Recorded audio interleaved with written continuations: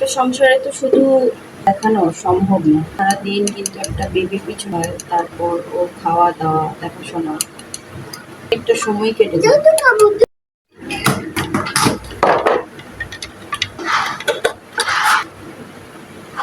ওইটা দিলে বলে চকলেট মিল্ক পছন্দ করে। ইব্রাহিম কি চকলেট মিল্ক খাবে? কালকে মাত্র নতুন চাদরটা বিছিয়েছি। এইটা নতুন কিনেছিলাম আমি কালকে, তো এটার সাথে ভাবলাম যে একটু হোয়াইট কিছু বিছাই, কারণ আমার প্রচুর চাদর নোংরা হয়। ইব্রাহিম দেখো কেন নোংরা হয়, এটার কারণটা আসলে তোমাদেরকে দেখাচ্ছি। আমি জানি সব বাচ্চাদের ঘরেই হচ্ছে এই কাণ্ডগুলো ঘটে। আর এই দেখো ইব্রাহিম কিন্তু এখন এটার ভিতরে, ঠিক আছে? ইব্রাহিম, এই যে ইব্রাহিম, এই হচ্ছে আমার অবস্থা রাইট নাও। আসো আসো, চকলেট মিল্ক খাবে। এই যে এখানে হচ্ছে আমার আগে আমার ড্রেসিং টেবিল, এটা আগে থাকতো আমার কসমেটিক্স, এখন দেখো কি চেঞ্জ। এটাতে হচ্ছে ওর খেলনা রাখে। ইব্রাহিম, কি করছো তুমি? What you doing? না। তো এইখানে হচ্ছে আজকে আমি একটু ফ্লাওয়ারের একটু ডিজাইনটা চেঞ্জ করলাম। আগে শুধু লাইট ছিল ভ্যানিটির এই জায়গাটাতে, তো আজকে হচ্ছে এই ফুলগুলো আমি এখানে সেট আপ করেছি। আর লাইটগুলো জ্বালানোর পর কেমন লাগছে তোমাদেরকে একটু দেখাই। আসলে আমরা তো রুফটপে থাকি, বৃষ্টির কারণে হচ্ছে আমাদের ঘরের রং আমি চালিয়ে দিব, নষ্ট হয়ে যায়। এই যে তুমি বসে থাকো, আমি চালিয়ে দিচ্ছি। কি হলো আবার? দেখো উল্টা বসছে কেন বাবা? ঠিক হয়ে উল্টো উল্টো ঘোরা চালাচ্ছ পচা। বলো তো, এটা কি দাদু বাসা? ইব্রাহিম দাদু বাসা এসেছে।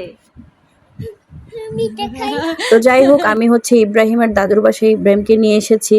আর ইব্রাহিমের দাদুর বাসায় আসলে তো ইব্রাহিম একদম সারাদিন হচ্ছে দুষ্টুমি খেলাধুলা এগুলোই করতে থাকে। তো হচ্ছে ঘোড়াতে উল্টো করে বসতেছে। তো আমার শাশুড়ি আম্মু হচ্ছে চাউমিনটা খুব খেতে পছন্দ করে, তার মাঝে মাঝেই চাউমিন বা চাইনিজের রাইসটা খেতে খুব উনি পছন্দ করে। তো গিয়েছিলাম কিয়াংশিতে যে দেখি পাওয়া যায় কি না, তো একটু লেট হয়ে গিয়েছে।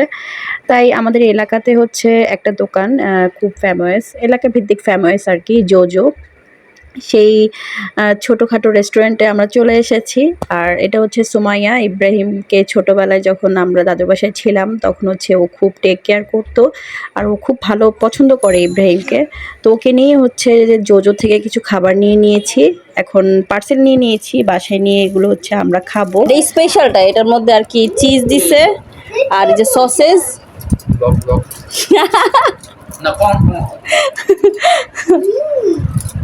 ফাবিয়ান, তোমার ট্রিট কিন্তু বাকি আছে, তুমি কিন্তু ভালো রেজাল্ট করছো, ঠিক আছে?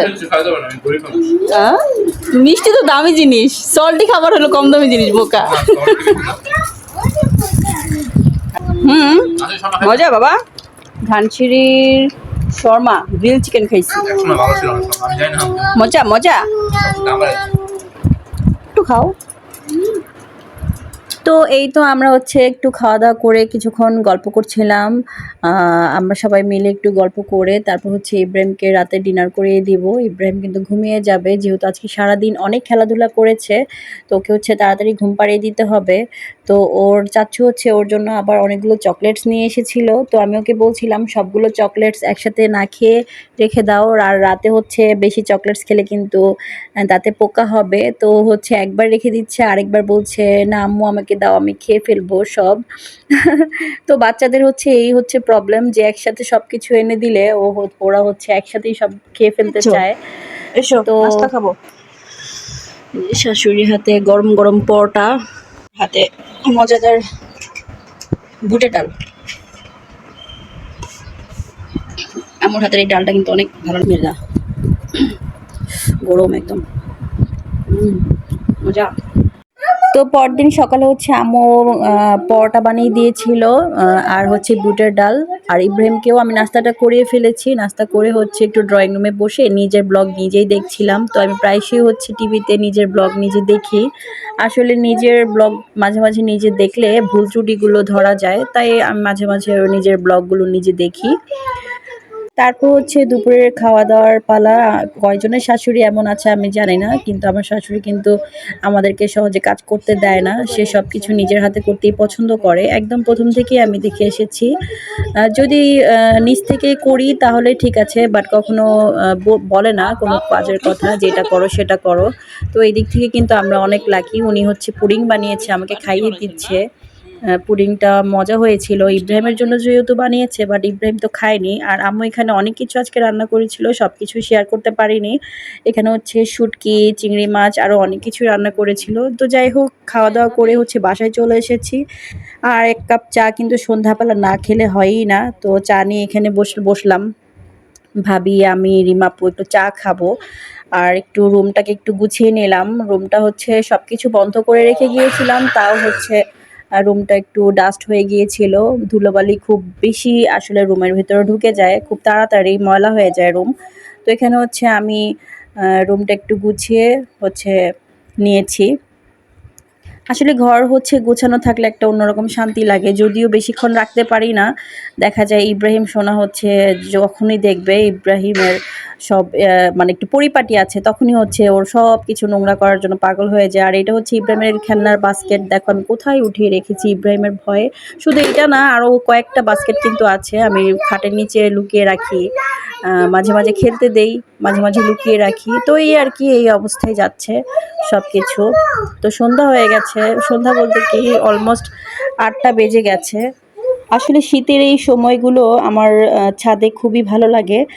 একদম অনেক ঠান্ডাও না, অনেক গরম না, হিমহিম একটা ঠান্ডা বাতাস। কিন্তু গরমের যে অস্থিরতা সেটা কিন্তু নেই। এই টাইমটা আমার খুবই ভালো লাগে আসলে। তো দেখতে, দেখতে রাতের খাবারও টাইম হয়ে গিয়েছে। যেহেতু আমি সারাদিন বাসায় ছিলাম না। তো কি খাবো? এই তো ভাবি আমাকে ডিনার রেডি করে দিল।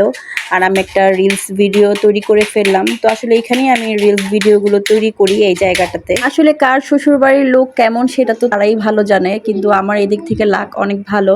আমার শ্বশুরবাড়ির সবাই অনেক ভালো। ২-১ জন তো একটু ১৯-২০ থাকে, সেটা ব্যাপার না। বাট এছাড়া আমার দেবর, আমার ভাবি, শাশুড়ি মাশাআল্লাহ সবাই অনেক ভালো। তো আজকের ব্লগটা আমি এখানেই শেষ করছি। সবাই ভালো থেকো। আমার ছেলের জন্য দোয়া করবে। সবাইকে জানাচ্ছি আজকের মতো আল্লাহ হাফেজ। পটি করছো? ও আচ্ছা, সোনা বাচ্চা আমার।